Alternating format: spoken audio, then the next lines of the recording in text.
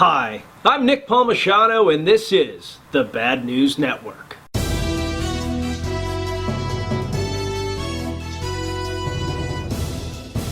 I'd like to start by telling you all that we lived through Hurricane Florence. It was bad though, but we persevered. I, for one, will never be the same. Stormy Daniels, the adult film star that allegedly slept with President Trump while his wife was pregnant, released a tell-all book this week, and frankly, I'm upset about it. Not because I care about the sordid details of President Trump's sex life, but because she described his penis as the character Toad from Super Mario Bros. Now whenever I see the president on the news, I just picture this colorful cartoon character springing from his pants, and whenever he walks, I just hear boing, boing, boing. You've ruined my childhood, Stormy. In entertainment news, apparently the Emmys happened this weekend. In international incessant war news, Syria shot down a Russian plane this week, causing significant tension in the region. Syria blamed Israel for the incident, claiming it was a retaliation on an Israeli strike. They further claimed that the Russian plane came across their airspace at virtually the same time, causing mass confusion. Amazingly, Russia also blamed Israel because, well, people like to blame Jews for stuff. A flummoxed Netanyahu replied, "Seriously? You putting me on?"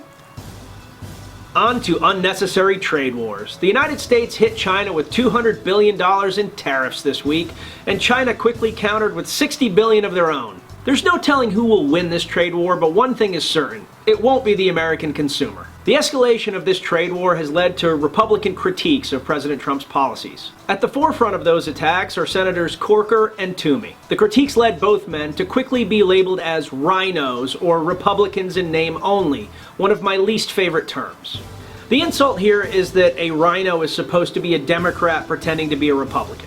But really what it means is that if you aren't a little bitch that follows party lines on literally everything, we'll just saddle you with that title rather than come up with a coherent argument that goes against your policy.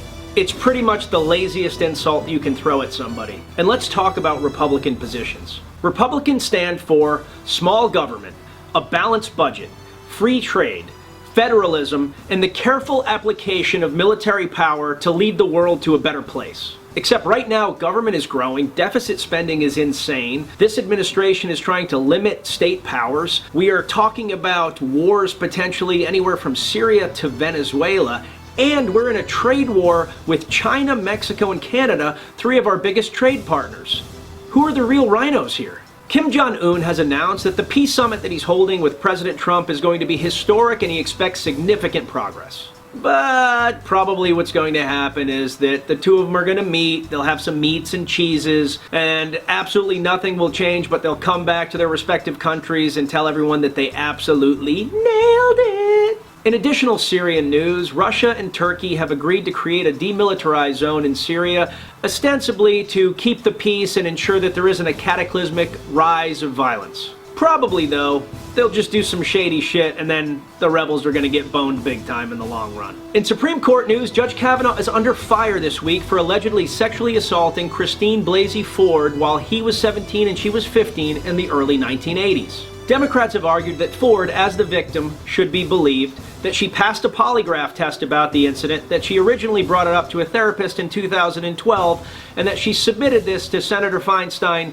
well before Kavanaugh was nominated. Republicans have argued the following. 1. Ford did not name Kavanaugh until he made the short list of candidates. 2. Ford cannot seem to name the time or place where this event occurred. 3. The man that allegedly saved her has no recollection of this incident. 4. That she was a longtime Democratic operative and this whole thing seems politically expedient. Man, that is a lot to unravel. For more on this hot story, let's go to special political correspondent Richard Haas. Wait, what? You want me to weigh in on this? I have no information. I'm supposed to just guess? I wasn't there. As a matter of fact, I wasn't even born yet. It was 4 decades ago. If I side with him, I'm a rape supporter, even though we don't know if she's telling the truth or if her memory's accurate. And if I side with her, I'm throwing due process to the wind. Yeah, that. Back to you, Nick. Thank you, Richard, for that scintillating analysis. Truly eye-opening. And in our final story of the night, Elon Musk's SpaceX has announced the first person that they're sending into orbit around the moon. Japanese billionaire Yusaku Maezawa. The billionaire has pledged to take only artists with him, but oddly, they are only allowed to paint him as White Goodman from the movie Dodgeball, literally taking the bull by the horns. And with that, I'm Nick Palmisano, and this is the Bad News Network. Our news is at least as bad as the news you're getting already, but they don't wear an eye patch.